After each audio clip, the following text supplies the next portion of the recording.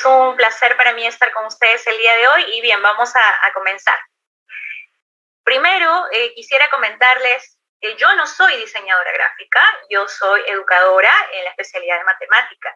Y ustedes tal vez se podrían estar preguntando, ¿no? Y Emilia, ¿no? ¿Cómo se relaciona o cómo aprende un poco acerca de diseño gráfico? Entonces, les quiero comentar que mi actividad profesional, además de dictar en aula, también es trabajar del proyecto editorial o de proyectos editoriales, es decir, participar de la creación, edición, ¿no? de materiales educativos en Perú.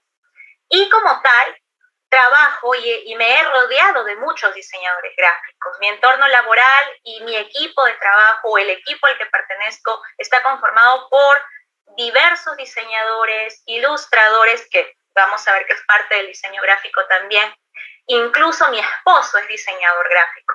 Entonces es así como he podido incursionar en este mundo y poder extraer algunas aplicaciones que en algún momento a mí me parecieron curiosidades y que preguntando, indagando, revisando bibliografía he podido ya ir descubriendo, y es lo que quiero compartir con ustedes el día de hoy.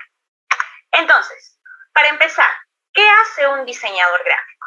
Y muchos podríamos pensar tal vez, ¿no? que un diseñador gráfico tiene un único campo de acción o un no tan amplio campo de acción.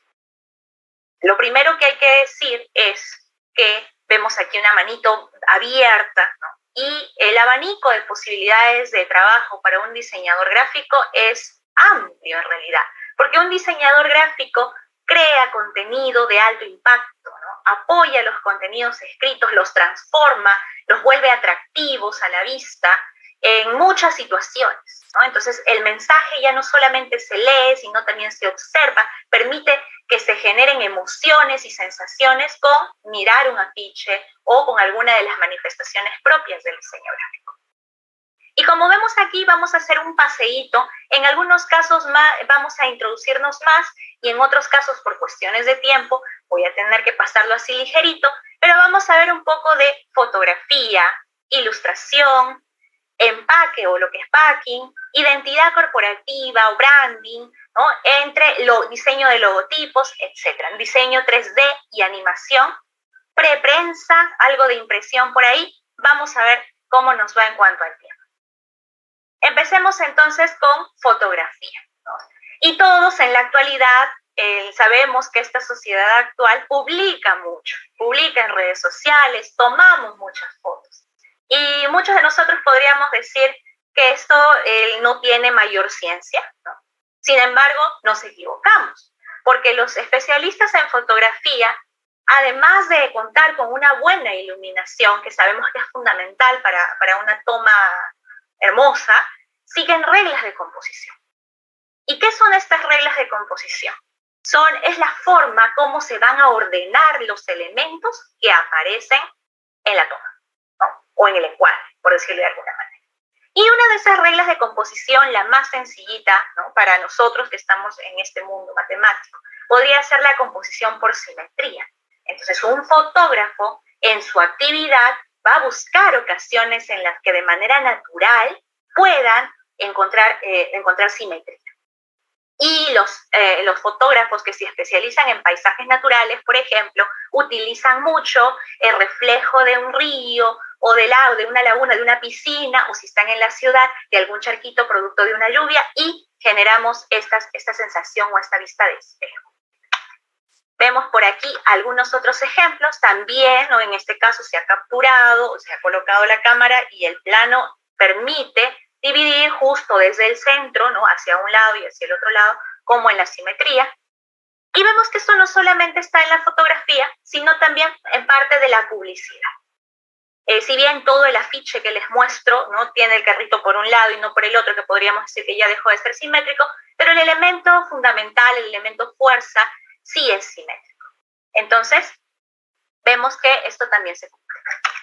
¿Qué otra reglita tenemos? Otra regla de composición que es usada también en el cine, además de la fotografía y de la publicidad, son las líneas de fuga y buscar esquinas, ¿no? Estas líneas de fuga, para otros llamados también puntos de fuga, dirigen el movimiento o la dirección de los objetos hacia el objeto central en un punto, ¿no? Como vemos aquí, se parten de las esquinas y la carretera pareciera como que se va uniendo hasta llegar al horizonte, ¿no? En este caso al cielo, que parece ser el protagonista de la foto, porque vemos que está ocupando mayor espacio, ¿no? en la toma.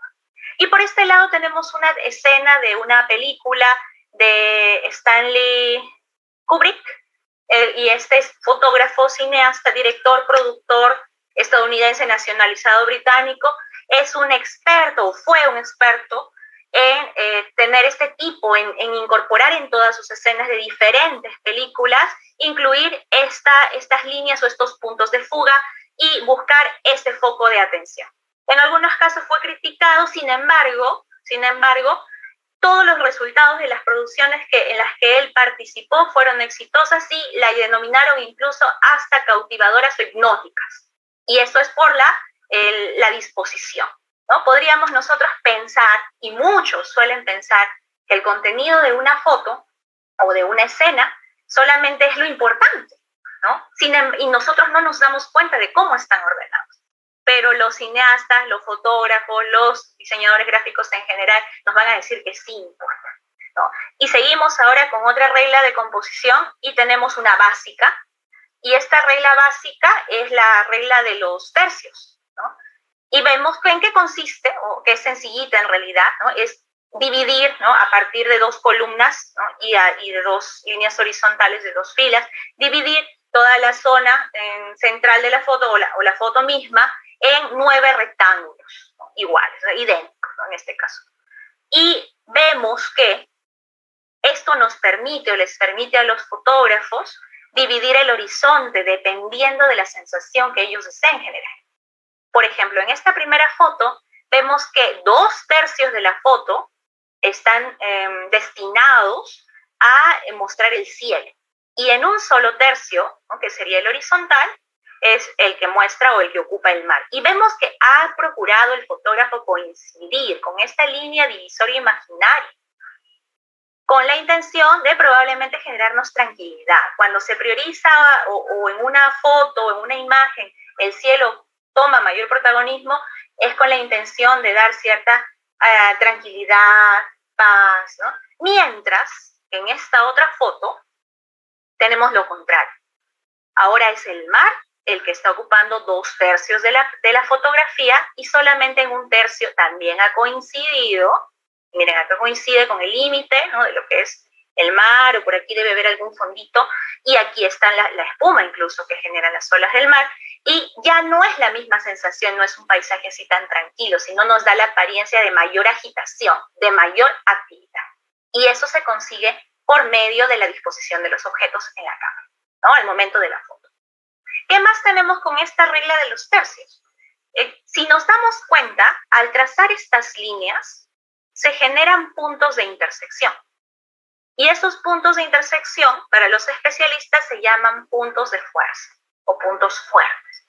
Y vemos aquí una imagen de un gatito. Y diríamos, bueno, pues no está centrado, de repente el gatito no está en el rectángulo central, sino está en uno, justo coincide parte de su cabecita o al costado, está en uno de esos puntos de fuerza. Entonces no es casualidad.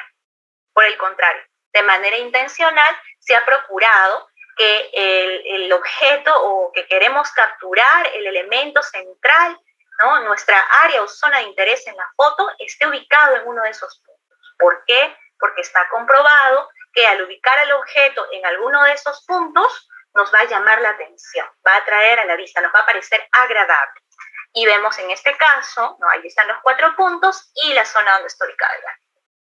¿Es casualidad, Emilia? No, no es casualidad. Vamos a ver otro ejemplo. Y vemos que aquí también se ha difuminado incluso el resto, y el objeto principal, esta flor, también está ubicada, ¿no? Vemos ahí los 4 puntos fuertes. Vemos que la flor grande, o el centro de la flor grande, coincide con uno de esos puntos fuerza. Y en la diagonal, en el otro punto, está parte de la otra foto, de la otra flor, perdón. Emilia, ¿dónde más vemos esto? Bueno, pues vemos eso también en la publicidad.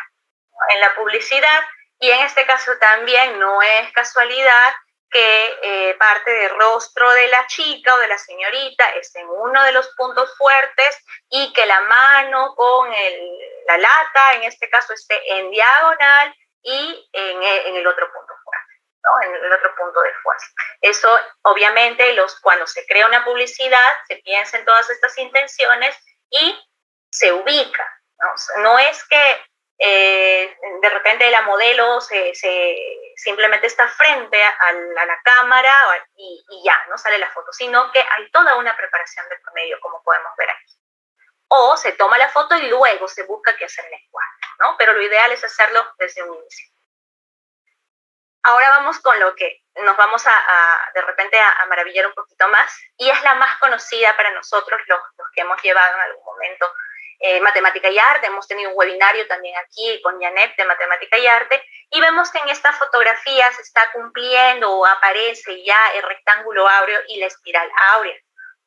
Para los fotógrafos, para los pintores, para escultores, arquitectos, artistas en general, incluso en la naturaleza, vemos que en muchos de los casos aparece esta espiral áurea, este rectángulo áureo, y nos genera la sensación de belleza, ¿no? Mejor dicho, lo relacionamos con bello, ¿no? Con armonía.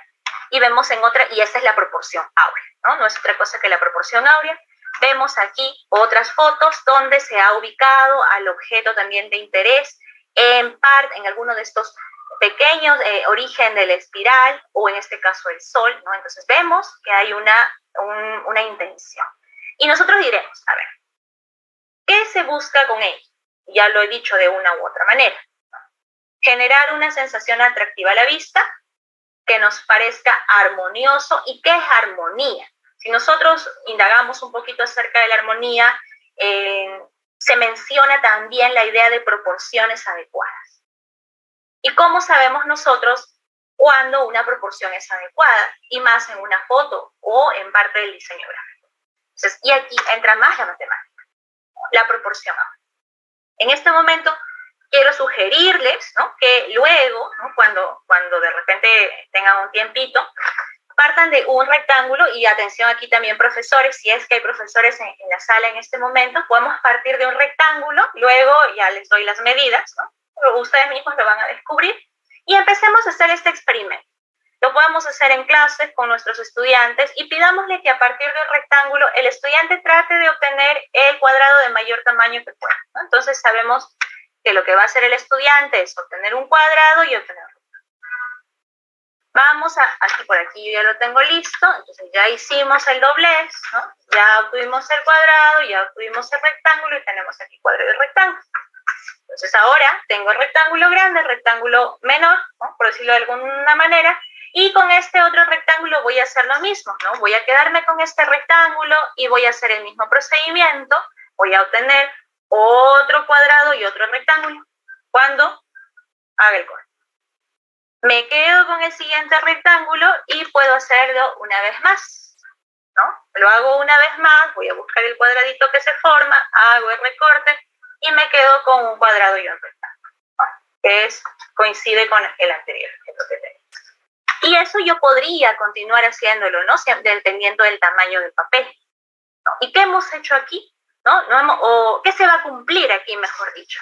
Que este rectángulo grande, con este segundo rectángulo, con este tercer rectángulo, con todos los que yo haya podido generar, van a ser semejantes, ¿no? ¿Y cuándo? Esto se cumplirá con todos los rectángulos. Esto, sobre todo las longitudes, ¿no?, siempre podrán ser proporcionales. ¿Cuándo se va a cumplir esto? Cuando el rectángulo grande y el segundo rectángulo, o cualquiera de ellos en realidad, estén en una proporción determinada o cumplan una razón determinada. ¿Cuál es esa razón? ¿No? Esa razón no es otra que phi, ¿no? Entonces, ¿qué quiere decir? A ver, que si divido la longitud del rectángulo mayor entre la longitud del lado menor, esta va a ser igual a si yo divido la longitud del lado mayor del segundo rectángulo entre la de la altura del otro rectángulo, ¿no? Entonces tenemos A mayúscula entre B mayúscula es igual a A minúscula entre B. Y eso debe darme este número phi, ¿no?, que es 1,6180333, un número irracional. ¿Cómo hemos obtenido esto? Bueno, pues no es en este momento de interés para nosotros adentrarnos en el cálculo mismo, pero por acá les dejo la idea, ¿no? Colocamos 1, ¿no? A la altura o al lado menor del rectángulo y X al largo, ¿no? O al lado mayor del rectángulo, y generamos esta relación, ¿no? En el caso del lado mayor sería X sobre 1, A sobre B, y eso lo igualamos con las longitudes o la división de las longitudes del otro rectángulo, ¿no? Que tenemos aquí, el lado mayor sería 1 y el lado menor sería X menos 1. Nos queda entonces esta operación, ¿no? O esta expresión, mejor dicho, y es X entre 1 es igual a 1 sobre X menos 1, y nos genera una ecuación cuadrática. Sabemos que para resolver una ecuación cuadrática vamos a tener que hacer uso de la fórmula general, ¿no? Ya sabemos cuál es esta fórmula, y a partir de aplicar esta fórmula vamos a obtener dos resultados. Escogemos el resultado positivo porque estamos hablando de longitudes, con eso ya tenemos el valor de X, reemplazamos en cualquiera de estas dos y vamos a obtener el valor de Y, ¿no? De esa manera. Entonces, puede que quede como una tareita también, como una actividad, seguramente ya lo habrán hecho en algún momento. Y si volvemos al tema de la figura inicial que teníamos, este rectángulo, luego de haber hecho ese procedimiento y luego de hacer coincidir todas las piezas, vamos a tener esta forma, ¿no? Cuadrado de 1 por 1, podemos colocar otro cuadrado de 1 por 1, un cuadrado de 2 por 2, un cuadrado de 3 por 3 por la suma de 1 más 2, cuadrado de 5 por 5, a continuación el de 8 y el de 13. Podemos seguir agregando un cuadrado más, ¿no? Que ya sería de 8 más 13, o sea, de 21, y podemos continuar. Y esto no es otra cosa que el rectángulo áureo, el cual está relacionado con la belleza. ¿Y qué más tenemos aquí? Tenemos que estos números forman parte de la sucesión de Fibonacci, ¿no? Que también conocemos y que ya también se ha tratado en otros webinars. Y estos números, al igual que estos rectángulos, están presentes en muchas obras de arte, en muchas obras arquitectónicas, ¿no? Por ejemplo, está en la Gioconda, en el caso de las pinturas, está en escultura, está en la naturaleza, incluso se cumplen estos patrones. Se dice que las flores pueden tener 1, 2, 3, 5, 8, 13, siempre uno de los términos de la sucesión de Fibonacci, el número de pétalos, o que el centro del girasol también cuenta con un cierto número de espirales hacia un lado o hacia otro lado que también coincide con este número. Entonces, hay infinidad de ejemplos en los que podemos aplicar. ¿Qué más tenemos? Que si tenemos el rectángulo, podemos nosotros, con ayuda del compás, y por acá tengo mi compás, podemos ubicarnos en cada uno de los vértices y empezar a trazar un arco de circunferencia. Y cuando lo hagamos, vamos a encontrar la espiral áurea. Esta espiral áurea, y volvemos a nuestro tema del diseño gráfico, está presente en muchas composiciones de publicidad. En este caso tenemos un afiche hecho por la agencia de publicidad Coca-Cola Company en el año 2016, y si vemos los objetos, aunque no precisamente, pero están siguiendo la trayectoria de la espiral áurea, ¿no? También por algo la señorita o la modelo está con el codo hacia un poco más atrás para que llegue hasta esa zona, por eso el edificio termina en esa línea. Y si vemos en los otros dos ejemplos también, pasa por entre los ojos de la niña, el rectángulo amarillo está justo limitado, está rozando con parte de la espiral, ¿no? Y en este otro, que es un afiche de Volkswagen del año 2013, hecho por una agencia de publicidad de Madrid, también, ¿no? Vemos que si seguimos la dirección de los dedos, llegamos hasta el codo, se divide por aquí, ¿no? Uno de los cuadrados justo coincide con la base del vaso donde está contenido el auto. ¿Qué podemos hacer con esto entonces nosotros? Podemos, si somos profesores, obviamente, pedirles a nuestros estudiantes o ayudarlos a descubrir, ¿no? Cuáles son estas, o a construir este rectángulo, ¿no? Y para ello, pues, tenemos diversos materiales, ¿no? En este caso, a mí me ayuda mucho poder utilizar el papel milimetrado, ¿no? Y podemos empezar a construir, ¿no? A partir, podemos trabajar con una cierta escala y empezamos el cuadradito de 1 por 1, el de 2 por 2, el de 3 por 3, y así continuamos hasta que el estudiante pueda trazar por sí mismo el rectángulo áureo y la espiral áurea.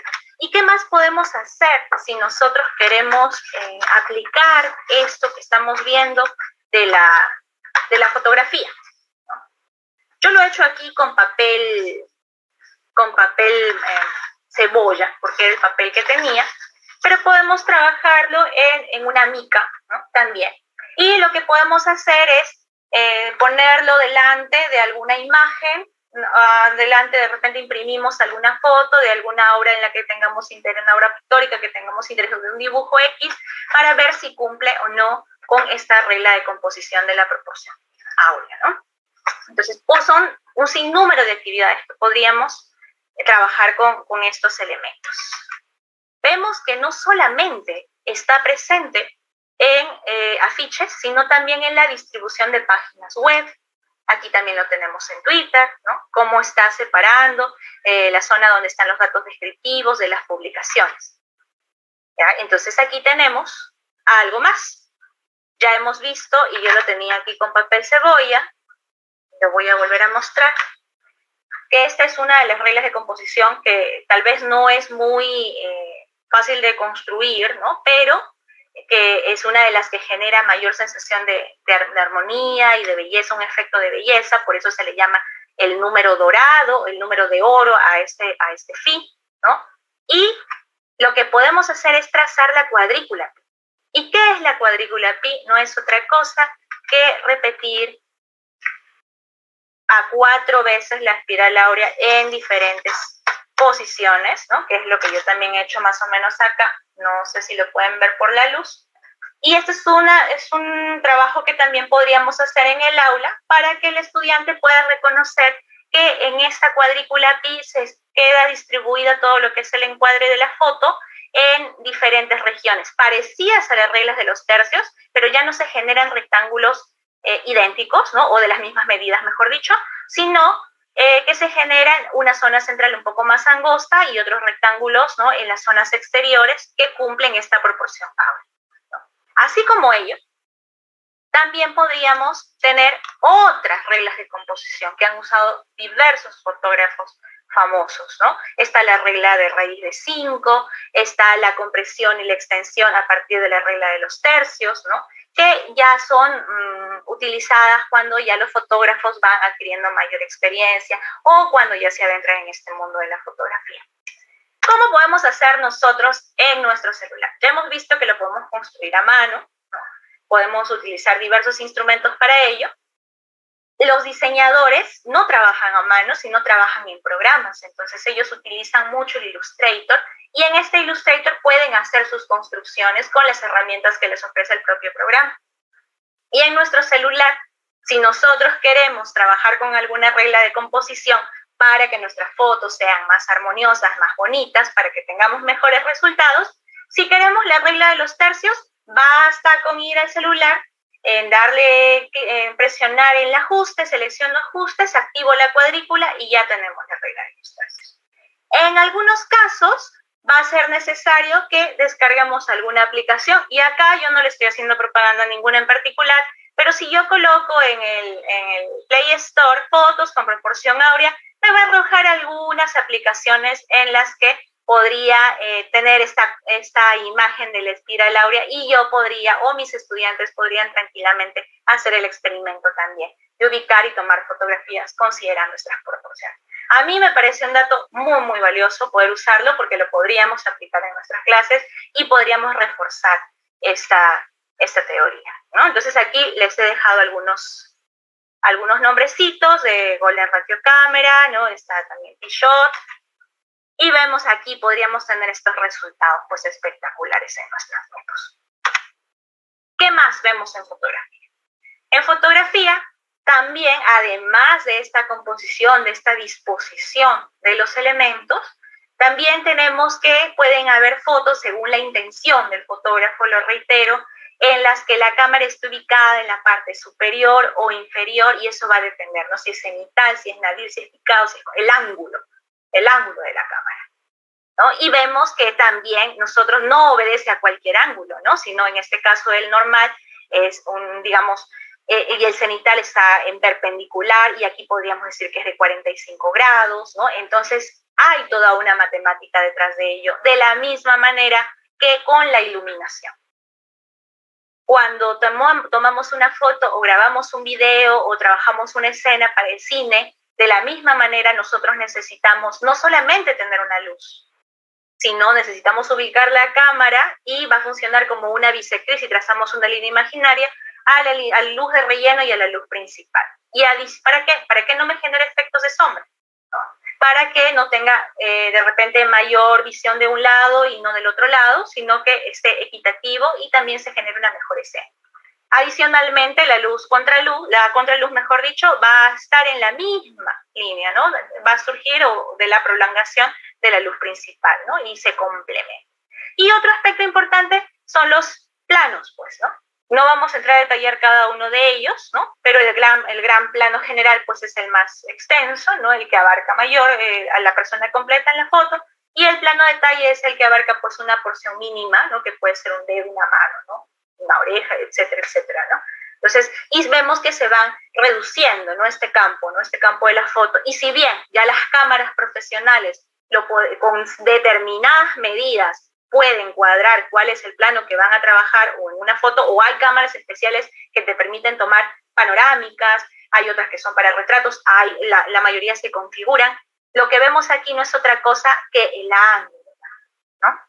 De la cámara. Entonces, todo ello, si lo estudiamos minuciosamente, nos vamos a dar cuenta también que está presente allí la matemática.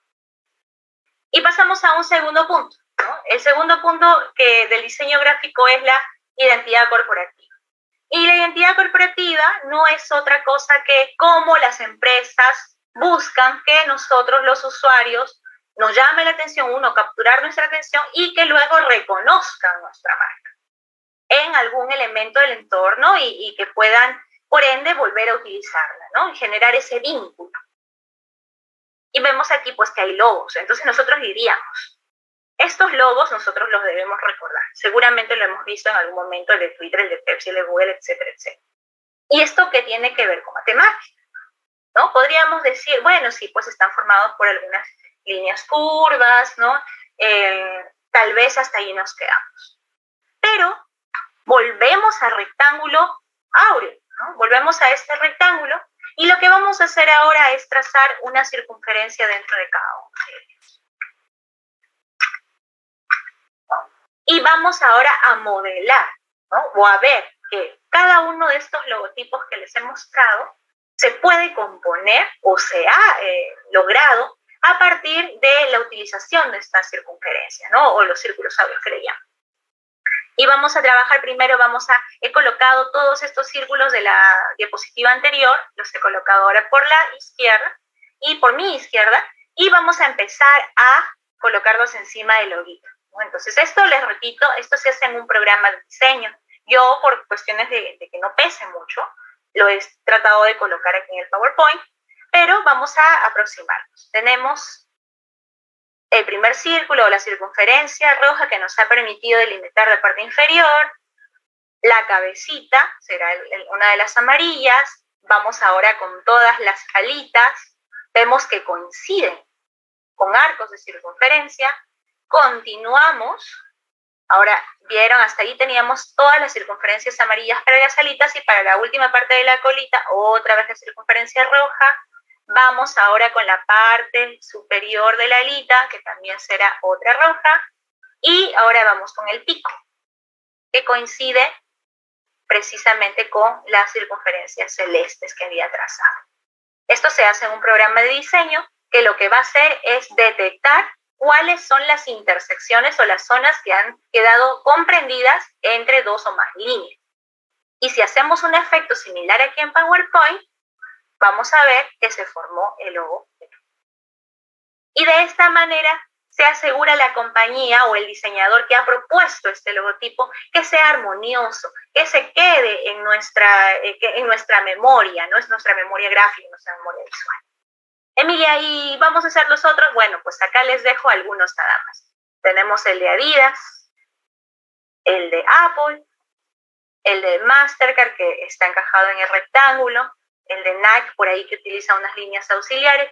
Y aquí, si bien ya no utilizan los círculos o las circunferencias, pero sí utilizan las relaciones que en algún momento hemos visto, ¿no? Este lado mayor entre el lado menor, ¿no? Igual al otro lado mayor entre el otro lado menor.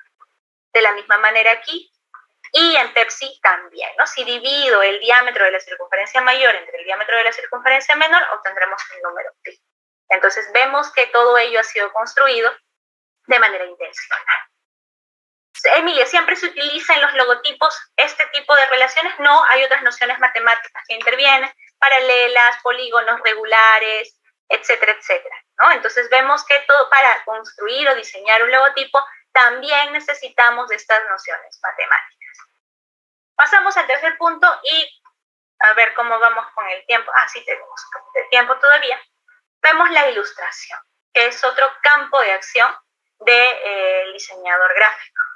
Y vemos que cada vez que un ilustrador tiene que empezar a realizar uno de sus trabajos, una de sus obras, lo que va a hacer es no inicialmente detalla toda la imagen, toda la figura, sino que empieza trazando en figuras básicas. Y a eso le llamamos geometrización, porque utiliza circunferencias, utiliza polígonos, y de esta manera, con esta geometrización, lo que se busca también es determinar la composición de toda su imagen, de toda su ilustración, cómo va a ordenar sus elementos, qué forma van a tener, si cumple o no con cierta armonía, ¿no? Qué espacio podrían tener libre o qué espacio van a ocupar.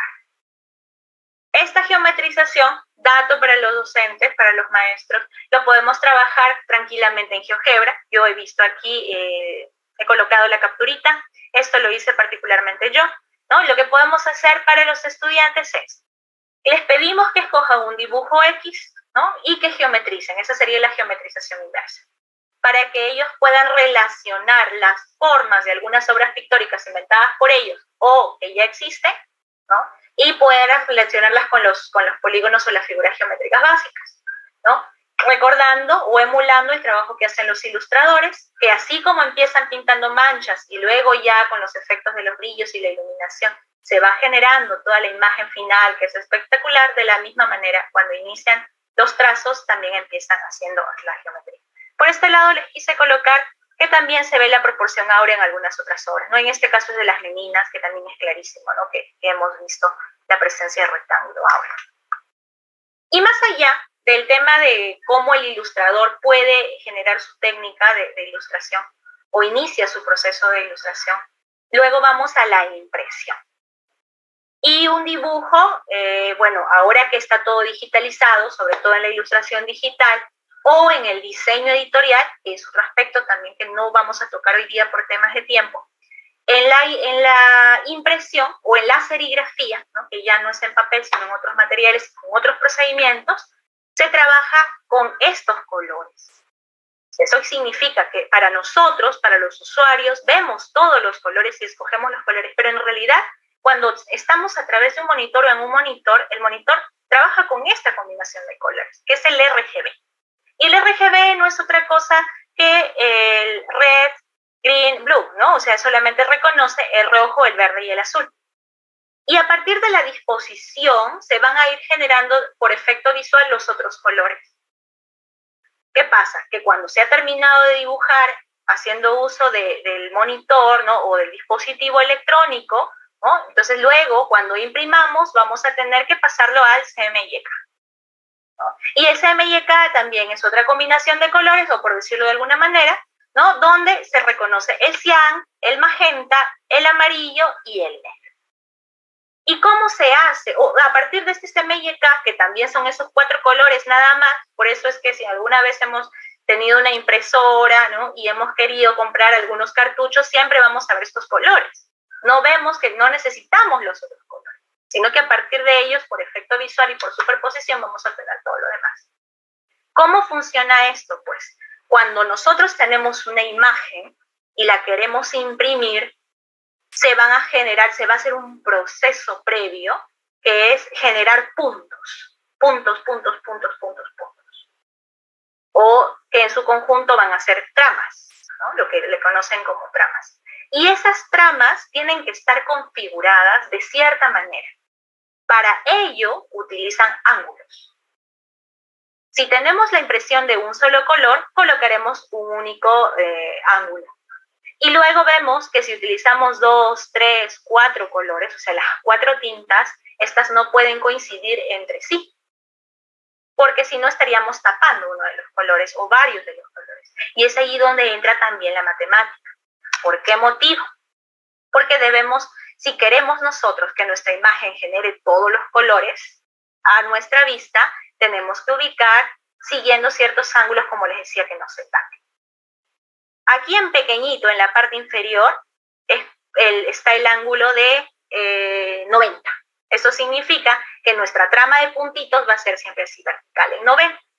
Diferente de esta segunda, que es una trama de 45, donde vemos que están inclinados todos los puntos.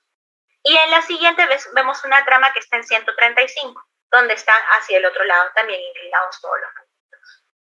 Eso superpuesto uno con otro va a hacer que solamente pase o deje el espacio vacío, deje libre para que pase el color correspondiente. Y no haya ningún error en la impresión. Por ejemplo, aquí, primero, en esta de acá, vemos que esta es la imagen y si he configurado mal los colores, voy a tener efectos como este que los vamos a ver, que los vamos a ver más claramente aquí. Esta es una imagen original, una fotografía completa, y aquí ya la hemos puesto en puntos. Se ha configurado ya en puntos. Y por la parte inferior, vemos, porque esta es una captura del Photoshop, vemos que se han colocado para convertirlo en puntos, ¿no? O sea, para hacer esta separación, por decir así, en colores, en estos 4 colores, se ha utilizado el ángulo de cian 15, magenta 75, el amarillo 0 y el negro 45, así, aunque no se vean ahí.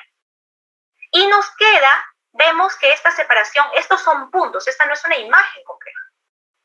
Y al ver esta imagen formada por puros puntos y de esta original vemos que son casi idénticas, ¿no? Vemos por ahí tal vez algún porito que se note, pero nada más, los colores están casi manteniéndose y todo lo demás. Si le damos un zoom, ¿no? Nosotros vamos a ver con mayor claridad estos puntos. Y estos puntos, al estar ubicados, ¿no? Siguiendo esas tramas angulares, van a formar lo que en diseño se conoce como una roseta. Esa roseta va a indicar que va a pasar por el espacio adecuado cada uno de esos colorcitos. Y que a nuestra vista, cuando esté impreso, veamos todos los colores reales de la foto. Esto es correcto. Ahora miren qué pasa en este otro caso. Por aquí volvemos a tener la imagen original, la foto, y aquí tenemos la imagen ya convertida en puntos, pero con ángulos incorrectos. Y notamos que hay una distorsión. Vemos que ya se nota aquí como un fondo medio cuadriculado, vemos que ha cambiado un poco el color del rostro, de la máscara, ¿no? Vemos que se ha perdido nitidez en esta zona y cuando se imprima con este error, la calidad de la imagen va a ser muy baja. Esto no tiene nada que ver con los píxeles, ¿no? Esto es otro proceso, ¿no? Ya será tema de otra charla si es que hablamos de los píxeles y cómo se convierte también a un formato de menor peso, ¿no? Pero la idea aquí es ver que los ángulos incorrectos me van a generar un error de impresión. Y si yo le doy un zoom, así como lo hicimos en el caso anterior, ya no veo la roseta. Si no veo como cuadrículas que se ven precisamente allí, que son ya perceptibles a la hora de la impresión y que por ende va a ser defectos a la imagen, vemos como unas cuadrículas. ¿Por qué? Porque hay colores que van a estar superpuestos tapando otros, entonces va a estar obstruyéndose, son como poros, ¿no? que quedan uno sobre otro y por ende va a haber una obstrucción. Y eso va a generar un error. Entonces ahí decimos que hay que ser muy cuidadosos también en cuanto a la impresión y todo ello que corresponde a la preprensa. ¿Quiénes ven esto? Cuando imprimen en preprensa, cuando hacen diseño editorial y configuran o preparan un archivo ya para que se vaya a imprenta, ¿no? O en serigrafía también. Pasamos al packing, ¿no? Y el packing es otro aspecto, ¿no? Del diseño gráfico en el que ya voy a ir corriendo un poquito más con el tiempo, y donde vemos que se trata del empaque. Y aquí lo que les puedo decir ya sin entrar a detallar mucho es, ¿no? Nosotros vemos todo lo que compramos viene en un envase, ¿no? Si nosotros compramos, no sé, yo tenía algunos para mostrarles, pero no los he puesto a la mano. Si compramos, no sé, una cajita de repente de fideos, ¿no? O tenemos algún pote, yo tengo mis gotas para los ojos que también vienen en una cajita, por aquí adelante tengo la cajita donde vino la cámara web, etcétera, etcétera. Entonces todo ello viene en empaque, todo ello lo hacen los diseñadores. ¿Y qué conceptos claros de matemática tienen presente? Obviamente el desarrollo, ¿no?, de prismas, el desarrollo de otros sólidos, ¿no?, de otros sólidos que puedan tener, de otros sólidos y las líneas troqueles, ¿no? Estas líneas de corte que van a permitir que se hagan los dobleces. Todo ello se genera, ¿no?, previamente con una idea matemática, lógico, es un reconocimiento de formas, ¿no?, y de sólidos geométricos. Finalmente, el diseño 3D. El diseño 3D y animación, que está de moda también, que es una rama adicional del diseño gráfico, ¿no? Entonces, ¿qué vemos ahí? Vemos un movimiento, se genera un cuerpo, se diseña ya en 3 dimensiones y se le da movimiento. Y aquí quiero mostrarles un video para que veamos claramente cómo funciona esto. Permítanme un momentito. Vámonos a ver el video. Lo ponemos en grande y nuestras películas toma por toma. Una toma es algo que hacemos al realizar montajes de nuestros personajes en un escenario y luego enmarcar a estos personajes a través de una cámara. Cada vez que el punto de vista de la cámara cambia, esa es una nueva toma. En promedio, una película de Pixar está compuesta de 1800 tomas. Eso quiere decir que hay una nueva toma casi cada 3 segundos. En la animación no se trata simplemente de lanzarse a crear tomas. Primero tenemos que determinar la historia, y esto lo hacemos creando un animático. Este es una versión rápida y esquemática de la película, hecho de decenas de miles de dibujos. El animático hace más que simplemente contar la historia. Alude a un montón de cosas, como la composición, el movimiento de la cámara, la actuación y la ubicación. El animático nos da un buen lugar para empezar a pensar en cómo vamos a hacer estas tomas en la realidad. Realidad en el sentido del mundo virtual tridimensional de la computación gráfica. Esta lección te mostrará cómo las transformaciones geométricas, que son funciones básicas para controlar la orientación, la posición y el tamaño de un objeto, son una parte esencial de la construcción de nuestras tomas. ¿Estás listo? Por supuesto. Yo trabajo en el departamento de escenarios, como decorador virtual. A menudo el escenario empieza simplemente como una habitación vacía. Usando el animático y el material de referencia del departamento de arte, averiguo qué objetos necesitamos incluir inicialmente en el escenario. En esta etapa, antes de que las cámaras comiencen su labor, no se trata de hacer que el escenario luzca bonito. Así que solo incluyo cosas que sean esenciales para el montaje de la toma. Selecciono los modelos virtuales que necesito, los muevo a su lugar en la habitación, volteándolos y modificando su tamaño si es necesario. Cada uno de estos cambios en el modelo se realiza mediante transformaciones geométricas. Cuando termino con esta primera pasada, la envío a montajes. Mi departamento, cámara y montaje, es donde averiguamos cómo filmar la película a través del lente de una cámara virtual. Así que echemos un vistazo a la toma que vamos a realizar. ¡Oh no! ¡Our dinosaur has escaped! En la cinematografía, el movimiento de la cámara es una herramienta poderosa para transmitir emociones en la audiencia de manera subconsciente. Es decir, la cámara es de mano, o está sobre una plataforma rodante o una grúa. ¿Acaso el personaje está experimentando algún momento importante sobre el cual estemos haciendo énfasis? Para esta toma, seguiremos la acción con nuestra cámara haciendo un paneo con Bonnie conforme se mueve a través del espacio. ¡Oh no! ¡Our dinosaur has escaped! Cuando acabamos de configurar la cámara, la toma regresa a escenografía. Ahora que sé cómo se ve el escenario a través de la cámara, puedo realizar una versión más detallada. Agregaré objetos para que el escenario se sienta más creíble. A veces esto significa agregar muchas cosas en montones desordenados para dar la sensación de la habitación de un adolescente. O llenar las cajas de un estante para que parezca una guardería infantil, pero se sienta como una prisión. ¿Y todas esas matemáticas? ¿Bien? Usamos transformaciones geométricas en cada paso de la construcción de la toma. En esta lección tendrás la oportunidad de usar transformaciones geométricas y explorar conceptos tan simples como la adición y tan picantes como la trigonometría.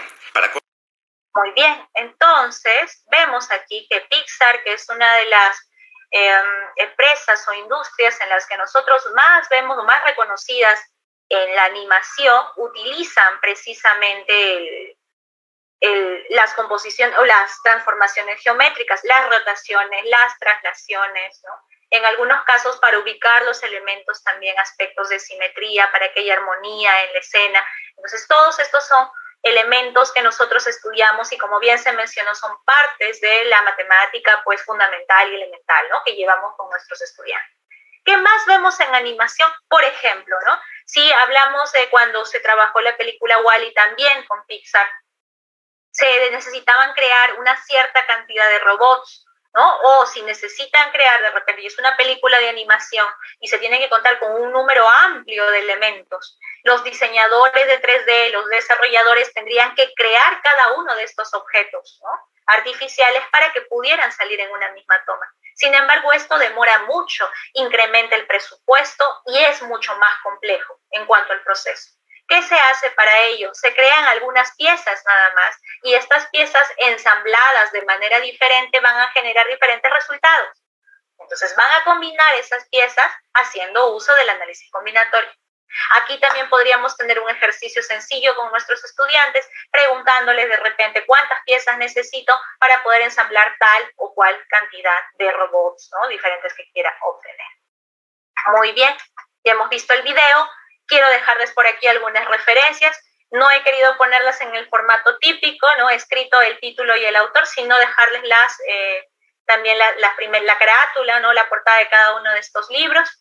Y bueno, yo me he basado en Geometría para el Diseño Gráfico, en La Geometría del Diseño de Kimberly Elam y en La Magia de las Matemáticas. Estos libros los pueden encontrar en la web.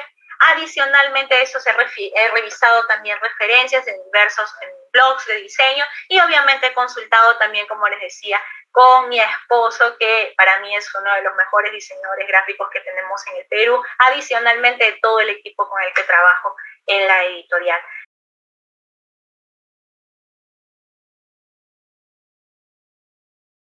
Claro que sí, Ricardo. A ver, según lo que hemos conversado, se trabaja solamente con una matriz, por así decirlo, de 4 colores, ¿no? En este caso, cuando trabajamos en computadora, solamente se detectan el RGB, que es el rojo, el azul y el verde.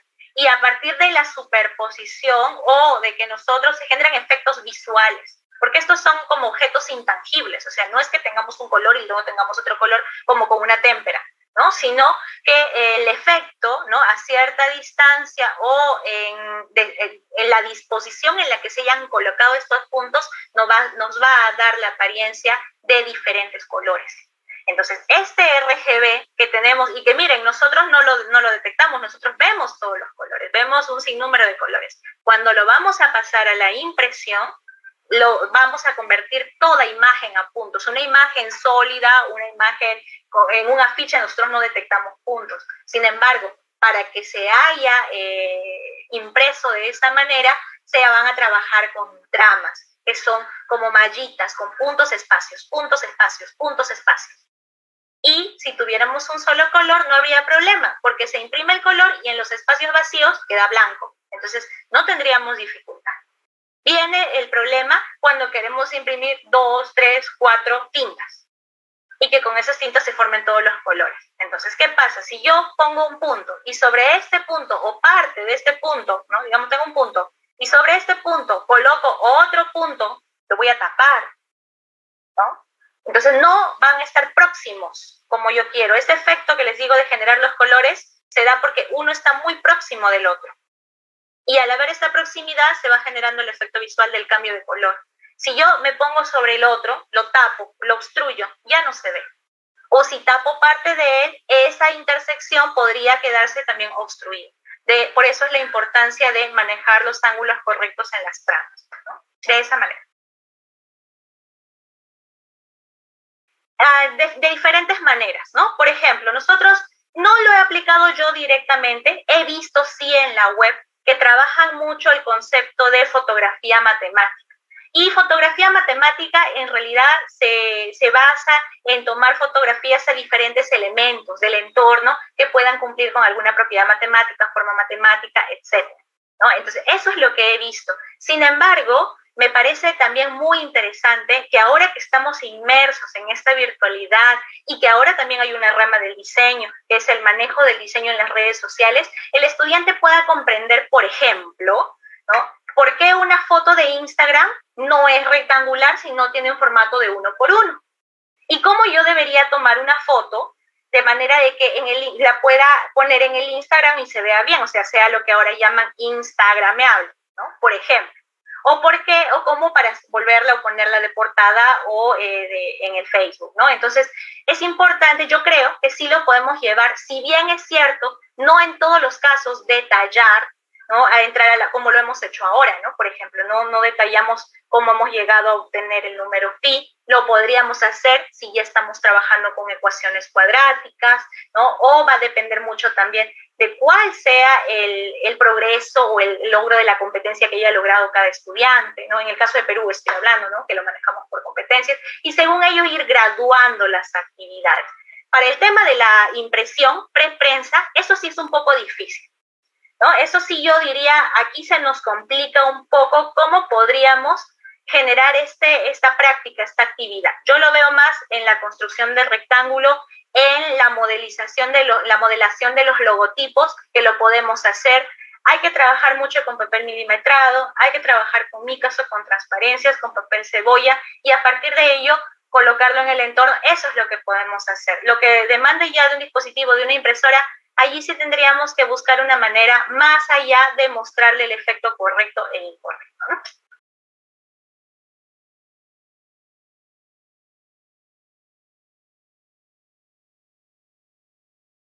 En principio, cuando el niño está trabajando sobre una hoja de papel, lo primero que podríamos hacer es que reconozca cuál es todo el área que tiene para dibujar, ¿no? Cuál es el área del cual dispone.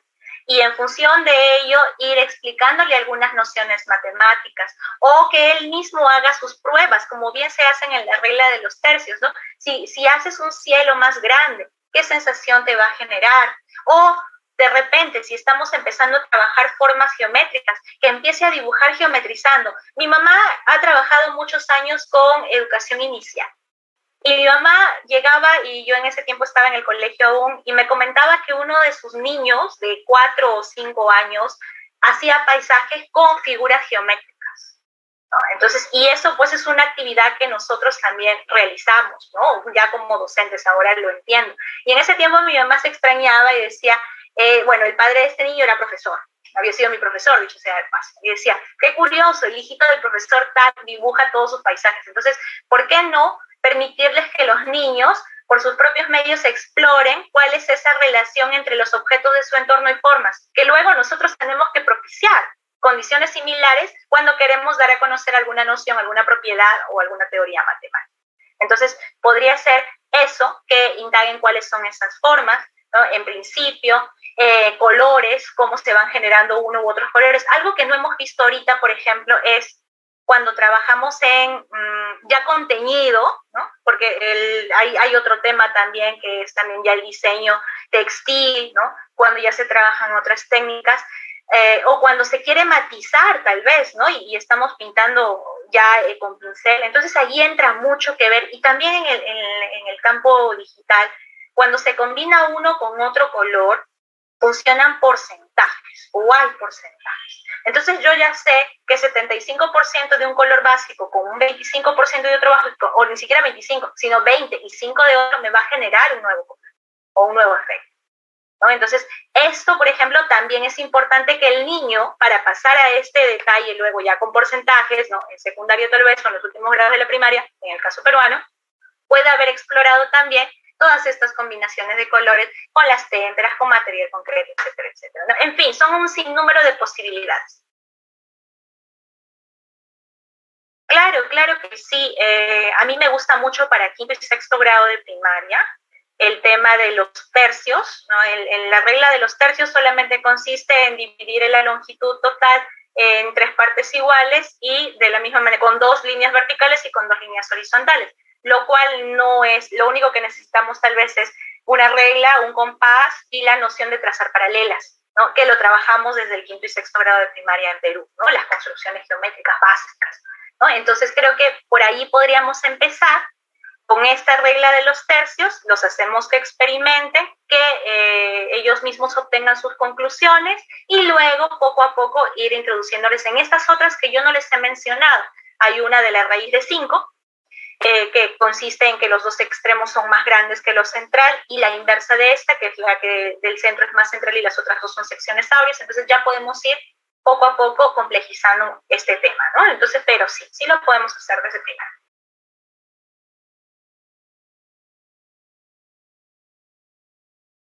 Allí sí tendríamos que revisar mucho, ¿no? Yo les podría decir tranquilamente algunos de los textos de las editoriales peruanas, pero no sería correcto que lo mencione definitivamente. Creo que hay diversidad de bibliografía en la web, ¿no? Yo me baso mucho, siempre trato de entrar a bibliografía de Colombia, a bibliografía de Brasil, por decirlo, de experiencias que hayan dado efecto, ¿no?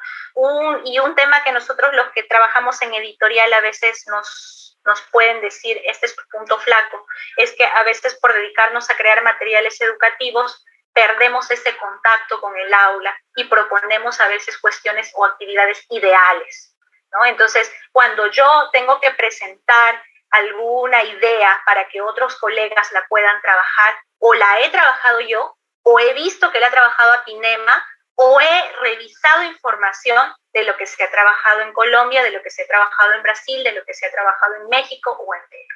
Entonces sí tenemos diversidad.